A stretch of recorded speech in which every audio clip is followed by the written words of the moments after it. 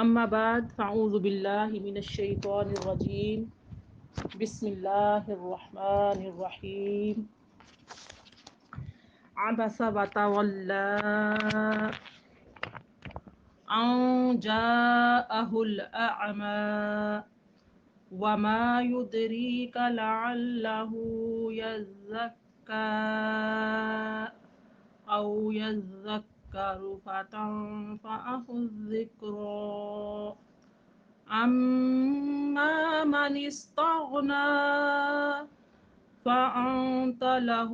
تصدى وما عليك ألا يزكى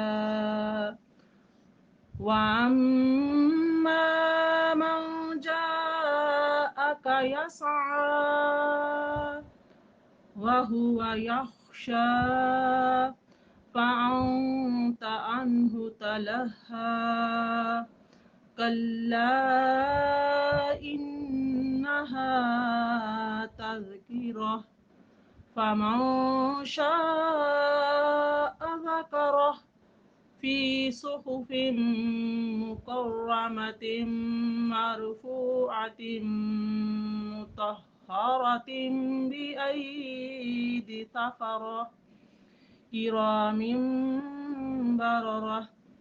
قتل الإنسان ما أكفره من أي شيء خلقه من نطفة خلقه فقدره ثم السبيل يسره ثم أماته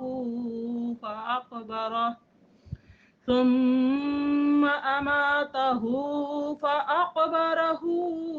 ثم إذا شاء أنشره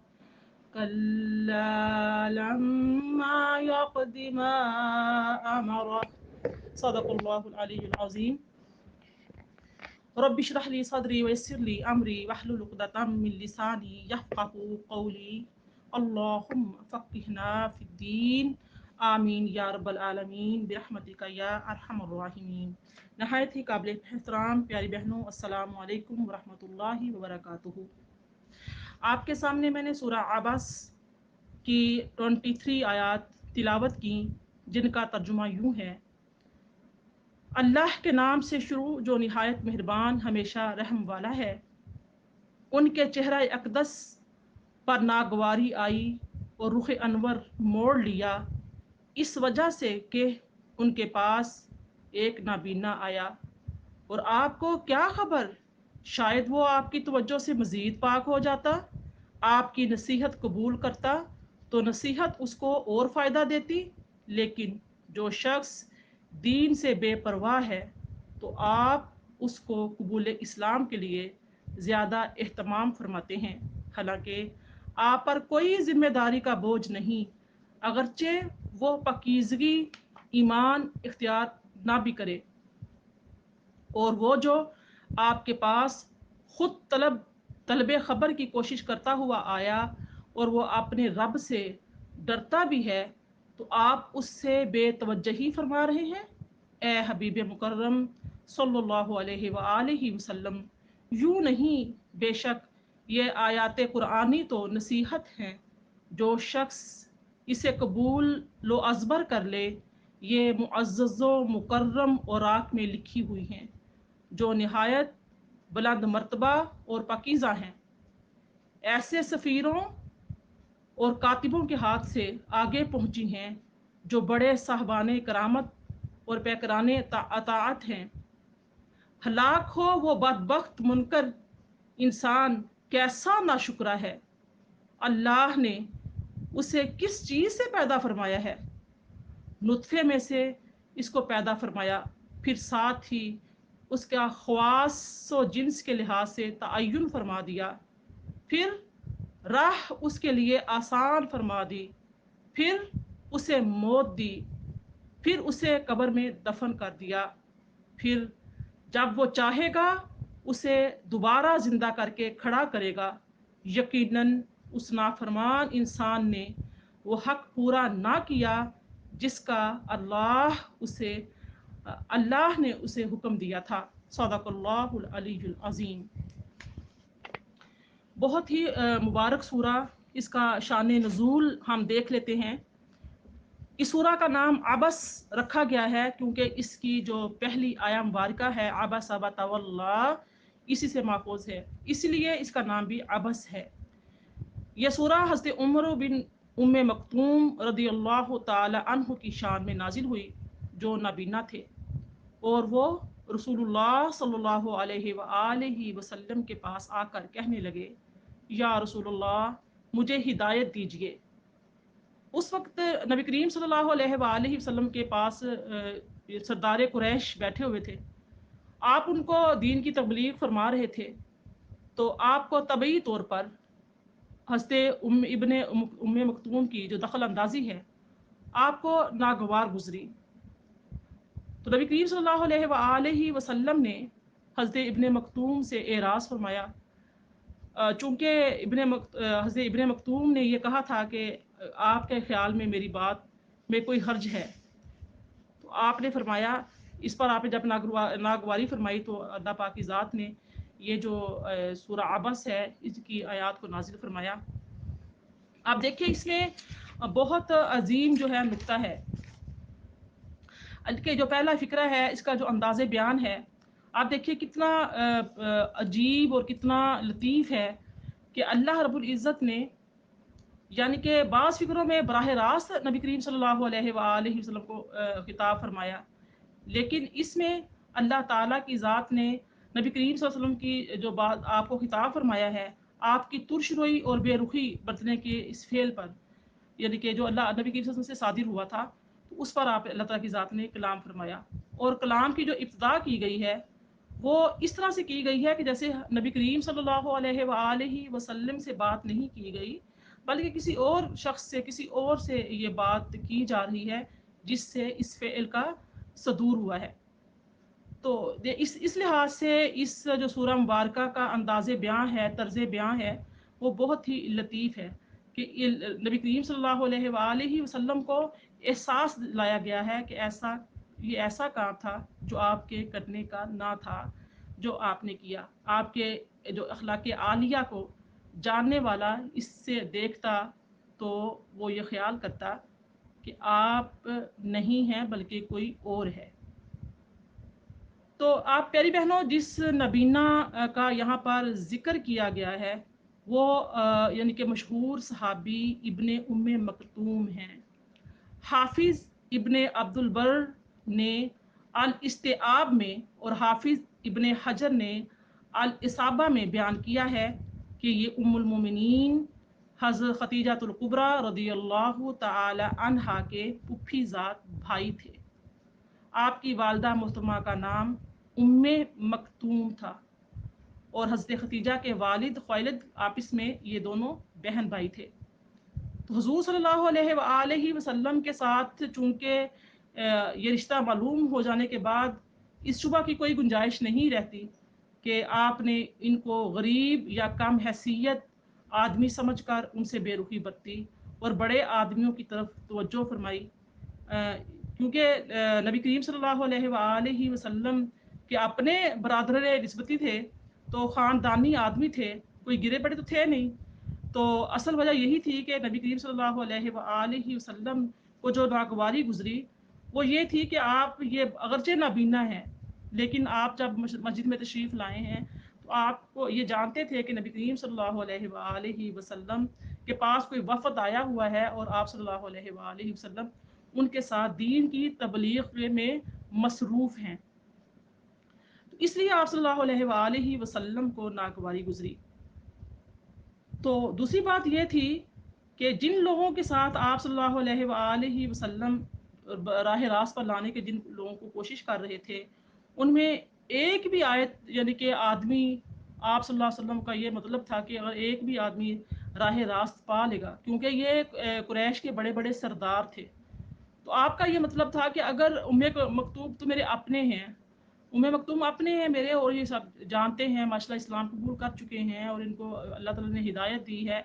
لیکن اگر یہ جو قوم کے سردار میرے پاس آئے ہیں بڑے بڑے قبیلوں والے، तो ये अगर इनमें से कोई एक भी सरदार हिदायत पा जाता है, ईमान ले आता है, इस्लाम को, दीन को कबूल कर लेता है, तो इससे क्या होगा कि इस्लाम को बहुत ज़्यादा तक़वियत मिलेगी और बहुत ज़्यादा फ़ायदा पहुँचेगा। ये थी नबी करीम सल्लल्लाहु अलैहि वसल्लम की हिकमत। जब आप बातों में मशगूल थे, दीन की तबलीग में मशगूल थे, और उम्मे मकतूम जो हैं जब उन्होंने आकर मुदाखलत फरमाई, तो आप सल्लल्लाहु अलैहि वसल्लम को ये जो है मुदाखलत नागवार गुजरी। और इस पर जो है अल्लाह ताला की ज़ात ने फरमाया कि आबसा व तवल्ला अन जाअहुल अमा वमा युद्रीका लअल्लहु यज़्ज़क्का, यानी कि आपको क्या खबर कि शायद वो सुधर जाए या नसीहत पर ध्यान दे। औ यज़्ज़क्करु फतंफ़अहु ज़िक्रा, सुधर जाए या नसीहत पर ध्यान दे और नसीहत करना उनके लिए नाफे हो। अम्मा मन इस्तगना फअंत लहु तसद्दा, जो शख्स बेपरवाही बरतता है उसकी तरफ तो आप यानी कि कम तवज्जो करते हैं। तो यहाँ पर यह था कि ये नुक्ता जो उठाया जा रहा है वो ये था कि नबी करीम सल्लल्लाहु अलैहि वसल्लम ने दीन तबलीग के मामले में जो इस मौका पर नज़रअंदाज किया था, उसी को समझाने के लिए अल्लाह ताला की ज़ात ने इब्ने उम्मे मकतूम के साथ आपका तर्ज अमल पर गिरफ्त फरमाई। फिर आपको बताया कि दाई हक जो होता है उसकी निगाह में हकीकी अहमियत किस चीज़ की होनी चाहिए और किस चीज़ की नहीं होनी चाहिए। एक वो शख्स है यानी कि जिसकी ज़ाहिरी हालत साफ बता रही है कि वो तालिबे हक है और इस बात से डर रहा है कि कहीं वो बातिल की पैरवी ना करे, खुद करके यानी कि खुदा के गज़ब में मुब्तला ना हो, और इसलिए वो राह रास्त का इल्म हासिल करने की खातिर कोशिश कर रहा है। और दूसरा वो शख्स है जिसका रवैया यानी कि जाहिर कर रहा है कि इसमें हक की कोई तलब नहीं पाई जाती, बल्कि वो अपने आप को इससे बेनियाज समझता है। यानी कि जो लोग आपके पास आए हुए हैं तो उनकी वो बन के आपके पास बैठे उनको दीन की तबलीग कर रहे हैं, वो नागवारी उनको गुजर रही है। लेकिन जो हक की तलाश में आपके पास आए हैं, बज़ाहिर वो कमज़ोर हैं, बज़ाहिर इस्लाम से उनको कोई इतना फ़ायदा नहीं पहुंच सकता, इस्लाम को उसकी ज़ात से इतना फ़ायदा नहीं पहुंचता, क्योंकि कमज़ोर हैं, नबीने हैं, ज़ईफ़ हैं। लेकिन जो इसकी बदौलत मक्का वाले जो अहले मक्का के जो कुरैश वाले बैठे हुए हैं, कुरैश के सरदार बैठे हुए हैं, तो आपको उनसे ये उम्मीद है कि ये अगर इनमें से कोई भी एक ईमान ले आएगा, इस्लाम को तक़वियत पहुंचेगी। तो अल्लाह ताला ने आप सल्लल्लाहु अलैहि वसल्लम की यहाँ पर तरबियत फरमाया कि नहीं, आपको इससे बेनियाज समझना। और इन दोनों किस्म के आदमियों के दरमियान देखने की चीज़ ये नहीं कि कौन ईमान लाए तो दीन के लिए फ़ायदा हो सकता है, और किसका ईमान लाना दीन को फ़रोग में कुछ ज़्यादा मुफीद होगा, बल्कि आपको ये समझना चाहिए कि कौन हिदायत को कबूल करके सुधरने के लिए तैयार है और कौन इसके मताए गिरां यानी कि उसका वो हेलो जी। तो आप सल्लल्लाहु अलैहि वसल्लम को ये यानी कि बताया जा रहा है कि आप ऐसा ना करें। पहली किस्म का आदमी ख्वाह अंधा हो, लंगड़ा हो, लूला हो, फ़कीर बेनवा हो, बज़ाहिर दीन के फ़रोग में कोई बड़ी खिदमत अंजाम देने के काबिल नज़र नहीं आता हो, बहरहाल दाइए हक़ के लिए वही जो कीमती आदमी है। हमेशा तबलीग वाले को ये देखना चाहिए जब इंसान दीन हक़ की तालीम दे रहा होता है या कोई भी तालीम कोई भी एक तो जो माइक ओपन कर लेती हैं फिर ऊंची शोर मचाती हैं, ये बड़ा डिस्टर्ब करता है जी। तो आप सल्लल्लाहु यानी कि एक आम दाई, ये जो मुबल्लिगीन होते हैं, जो मुबल्लिग होते हैं, उनको ये सबक दिया जा रहा है। सुमेरा इमरान ने फिर माइक खोला है, बच्चों को दे देती हैं। समरीन अपने मोबाइल को संभालो ज़रा। तो एक जो दाई होता है उसके लिए ये ज़रूरी होता है कि जो दीन की तरफ तवज्जो ज़्यादा दे, ज़्यादा हक़ की तलाश में हो और अल्लाह रसूल से मोहब्बत करने वाला हो, इल्म का हरीस हो, इल्म सीखने में वो कोशा हो, उसकी तरफ तवज्जो दे। बाद लोग ऐसे होते हैं जो सिर्फ़ और सिर्फ वक़्त ज़ाया करते हैं, तवज्जो बटाते हैं तो वक़्त ज़ाया करते हैं। बस आ जाते हैं ऐसे ही, बस बैठ के वक़्त ज़ाया किया, गप्पें लगाई, खाया पिया, चले गए। कोई उनका मकसद नहीं होता, ना उनसे उनका दीन से लगाव होता है, ना और किसी काम से। बस सिर्फ़ वो सामने वाले को مصروف किसी और चीज़ों में मसरूफ़ करके असल जगह से तवज्जो हटाना चाहते हैं। तो यहाँ पर ये भी बताया जा रहा है कि जो दाई हक के लिए वही कीमती आदमी होता है जो उसकी तरफ तवज्जो करे, और इस दावत का असल मकसद बंदगाने खुदा की इस्लाह हो, और उस शख्स का हाल ये बता रहा है कि उससे नसीहत की जाएगी, वो इस्लाह कबूल करेगा। और दूसरी किस्म का आदमी तो ख्वाह मुआशरे में कितना ही बाअसर हो, उसके पीछे पढ़ने का दाई हक को कोई ज़रूरत नहीं होती, क्योंकि उसकी रवश एलानिया ये बता रही है कि वो सुधरना नहीं चाहता। इसलिए अल्लाह रब्बुल इज़्ज़त ने फरमाया कि इनकी जो इस्लाह की कोशिश है वो अपना वक़्त को ज़िया करने के बराबर है, और वो अगर ना सुधरना चाहें तो ना सुधरें, जो नुकसान वो अपना ही करेंगे। लेकिन अगर कोई आपके पास आया है, अगरचे वो कमज़ोर है, नाबीना है, ज़ईफ़ है, आपसे कोई बात पूछ रहा है, तो आपको ए नबी सल्लल्लाहु अलैहि वसल्लम उस पर तवज्जो करनी चाहिए। यानी कि ऐसा आप हरगिज़ ना करें कि खुदा के जो भूले हुए और अपनी दुनियावी वजाहत पर फूले हुए लोग जो हैं वो बेजा अहमियत यानी कि आ जाएं आपके पास, तो आप उनको अहमियत दो। और ना इस्लाम की तालीम ऐसी चीज़ है कि जो इससे मुंह मोड़े उसके सामने इसे बिल यानी कि उसके सामने आप बार बार आप दीन की दावत जो है वो पेश करें। ए नबी सल्लल्लाहु अलैहि वसल्लम, ये आपकी शायान शान नहीं है कि इन मगरूर जो ये मगरूर किस्म के लोग हैं, मुतकब्बर लोग हैं, इनको इस्लाम की तरफ लाएं, और इस्लाम के लिए इस्लाम को आप ऐसे अंदाज में पेश करें कि ऐसे अंदाज में पेश करें कि जो बैठे हैं आपके पास वो समझें कि हम तो कोई बहुत बड़ी चीज़ हैं। अगर हम इस्लाम कबूल नहीं करेंगे तो इस्लाम तो फैलेगा ही नहीं, इस्लाम को कोई तक़वियत नहीं मिलेगी, हमारी वजह से ही इस्लाम को तक़वियत मिल सकती है। ये सारी बातों को समझाना अल्लाह ताला की ज़ात का मकसद था, और हमारे लिए इसमें यह सबक था कि जो लोग इस्लाम यानी कि दावत किसी को बार बार दी जाए और वो दावत को कबूल ना करें और बार बार जो हैं उससे एराज़ बरतें, फिर उन पर टाइम ज़ाया ना करो, उनके लिए सड़ो कूड़ो ना, उनके लिए फजूल परेशानी या टेंशन ना लो। जो लोग दीन के करीब आना चाहते हैं, इस्लाम दीन को सीखना चाहते हैं, पढ़ना चाहते हैं, वक़्त ज़ाया नहीं करते, तो उनको आप उनके ऊपर मेहनत करो। फिर फरमाया कुरान पाक से मुतल्लिक़, फिर फरमाया अल्लाह ताला की ज़ात ने, कल्ला इन्नहा तज़किरा फमन शाअ ज़करा फ़ी सुहुफ़िन मुकर्रमतिन मरफ़ूअतिन मुतहहरतिन बिअयदी सफ़रतिन किरामिन बररा। यानी कि हर किस्म की एक जो पाक कलाम है, ये हर तरह की आमेज़शों से पाक है, हर तरह की आमेज़शों से पाक है। इनमें खालिस हक़ की तालीम पेश की गई है, किसी नोयत की बातिल और फासिद अफ़कार व नज़रियात इन पर यानी कि इनकी राह में नहीं आ सकते। जिन गंदगियों से यानी कि दुनिया की जो दूसरी मजहबी किताबें हैं वो इसमें बिल्कुल भी नहीं पाई जाती। वो तारीफ़ात, वो गंदगियाँ, वो मामलात, इनका कोई अदना सा शाइबा भी इस किताब में मौजूद नहीं। ये खालिसतन जो किताब है, ये अल्लाह रब्बुल इज़्ज़त का कलाम है, इंसानी तख़य्युलात से ये पाक है, ये शैतानी वसाविस से पाक है। और उस फरमाया गया कि यानी कि किराम बाररा जो फरमाया ये जो मुराद, इससे मुराद क्या है कि वो फरिश्ते हैं जो कुरान के इन सहीफ़ों को अल्लाह ताला की बराह रास्त हिदायत के मुताबिक लिख रहे होते हैं, और कि इनकी हिफाजत पर मामूर किए गए हैं। और नबी सल्लल्लाहु अलैहि वसल्लम ने तक वो जूं का तूं पहुँचाते हैं, और आका करीम सल्लल्लाहु अलैहि वसल्लम भी इस पाक किताब को, इस पाक कलाम को, इस पाक आयात को जूं का तूं पहुँचाते हैं, जैसे कि ये किताब लिखी गई है, लोहे महफूज पर महफूज है, और अल्लाह ताला के फरिश्ते आप तक पहुँचाते हैं। तो इनकी आप देखिए, इसकी तारीफ में जो है दो अल्फाज इस्तेमाल किए गए हैं। एक तो फरमाया गया कि ये किराम यानी कि मुअज़्ज़ज़, इकराम से किराम से है। दूसरा फरमाया कि बार यानी कि मुकर्रमतिन मरफूअतिन मुतहहरतिन, फरमाया किरामिन बाररा। एक तो किराम का लफ्ज़ इस्तेमाल किया गया, दूसरा बाररा का इस्तेमाल किया गया लफ्ज़।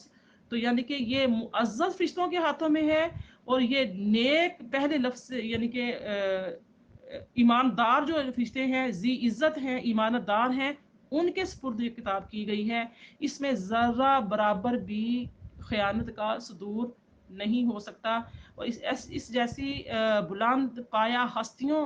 سے ہونا ممکن نہیں ہے۔ کوئی بھی اس کے اندر چینج لانا چاہے تو چینج نہیں ہو سکتا۔ یہ یعنی کہ اس میں یہ بتایا گیا ہے کہ ان جو صحیفے ہیں ان کو لکھنے، ان کی حفاظت کرنے اور نبی کریم صلی اللہ علیہ وآلہ وسلم تک پہنچانے، جتنے بھی کتابیں آئی ہیں، جتنے بھی صحائف آئے ہیں، ان کو پہنچانے کا جو ذمہ تھا وہ کرام بارارا ان کے ذمہ کیا گیا، جو اکرام والے ہیں، جو نیکوکار ہیں۔ تو اس کیا ہوا کہ اسی جو قرآن مجید ہے اس کی تعریف جو ہے وہ محض اس کی عظمت بیان کرنے کے لیے اللہ پاک یہاں پر نہیں فرما رہے، بلکہ اصل جو مقصود کیا ہے، ان جو متکبر لوگ جو حقارت کے ساتھ اس دعوت کو سے منہ موڑ رہے تھے، اور ان کو صاف صاف یہ جتان دینا ہے کہ عظیم الشان کتاب اس سے بدرجہ بلند و برتر ہے، کہ تمہارے حضوری میں اسے پیش کیا جائے اور تم سے یہ چاہا جائے کہ تم اس سے شرف قبولیت ادا کرو۔ کہ وہ جو قریش کے بڑے بڑے سردار بیٹھے ہوئے تھے نبی کریم صلی اللہ علیہ وآلہ وسلم کے پاس، تو وہ جو بحث مباحثے میں پڑے ہوئے تھے، آپ صلی اللہ علیہ وسلم کو پریشان کر رہے تھے، تو بتانا یہ مقصود تھا کہ یہ کتاب جو ہے، یہ کتاب اللہ رب العزت کا پاک کلام ہے، اور جو اعزاز و اکرام والے اللہ تعالیٰ کے نیک فرشتے ہیں ان کے ہاتھوں میں ہے، اور اللہ تعالیٰ کی ذات ان فرشتوں کے ذریعے سے آپ کے نبی کریم صلی اللہ علیہ وآلہ وسلم کے قلب اطہر پر نازل فرماتی ہے۔ یہ کتاب آپ کے اس بات کی محتاج نہیں ہے کہ آپ اس اسلام کو، اس دعوت کو جو میرے نبی صلی اللہ علیہ وآلہ وسلم آپ کے سامنے پیش کر رہے ہیں، تو آپ اس کو قبول کرو گے تو آپ شرف قبولیت بخشو گے، تو یہ جو کلام ہے اللہ تعالیٰ کی ذات کا، یا جو اسلام ہے، یہ دین ہے جو آپ کے سامنے پیش کیا جا رہا ہے، تبھی قبولیت پائے گا، تبھی مقبولیت کی بلندیوں کو چھوئے گا۔ ایسا ہرگز نہیں ہے